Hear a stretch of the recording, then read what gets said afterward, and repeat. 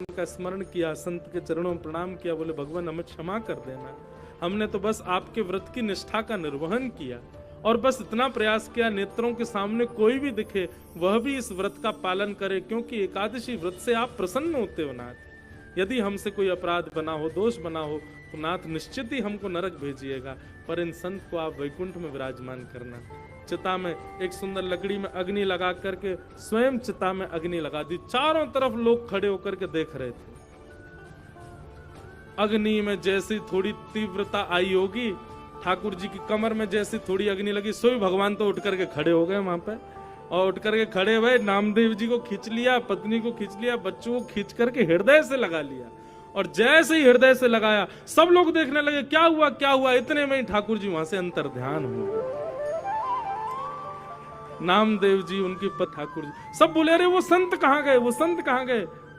नामदेव जी बोले मेरे अंग को सूंघ करके देखो, चंदन की सुगंधी आ रही है। संत नहीं थे, श्री पंडरीनाथ भगवान पधारे थे मेरी परीक्षा लेने के लिए। आज मेरे घर ठाकुर जी आए थे मेरी परीक्षा लेने। तो एकादशी बंधुओं ऐसी है, ठाकुर जी एकादशी के दिन आंख खोल करके देखते हैं आज हमारा व्रत कौन कर रहा है। इसलिए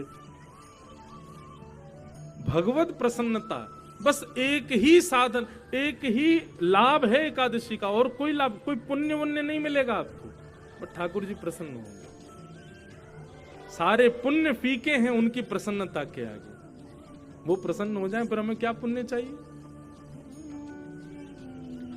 तो ऐसी एकादशी व्रत की निष्ठा सबको करना चाहिए, वैष्णवों को तो निश्चित करना चाहिए।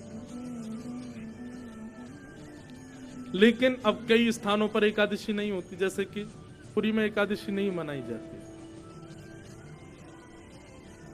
कारण है, जगन्नाथपुरी में बाहर होटल पर खाओगे तो आपको पाप लगेगा, मंदिर का प्रसाद आप पा सकते हैं। अच्छा एक बात और बताएं बंधुओं, गुरुजनों की आज्ञा से बता रहा हूं, अपनी मनगढ़ंत बात नहीं कह रहा। एकादशी है, आप अन्न नहीं खाते, और उसी दिन कोई वैष्णव कहीं धाम से आए और वहां का प्रसाद लेकर के आए और आपके सामने प्रस्तुत किया, तो क्या करना चाहिए। अब पाते हैं तो हमारा व्रत टूट जाता है, नहीं पाए तो प्रसाद है,